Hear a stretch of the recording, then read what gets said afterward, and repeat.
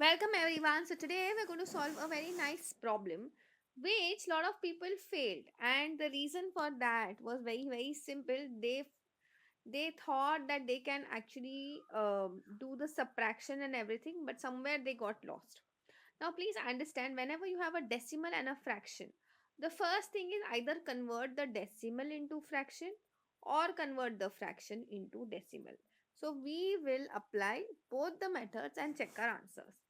So, now 0.75. Okay, so 0.75 can be written as what? 75 upon 100, which can be further reduced. You will get this as what? 3 and 4, because both of them goes in 25 stable. So here instead of 0.75 I'll write minus 3 upon 4 plus 1 upon 8.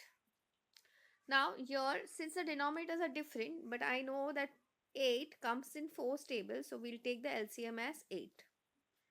And in order to make the denominator over here as 8, we need to multiply numerator and denominator by 4. So you will get this as minus 6 plus 1. So answer is coming out to be minus 5 upon 8. This is one way of doing. Now another way is you keep everything in decimal. So minus 0.75 plus 1 upon 8 can be written as 0.125.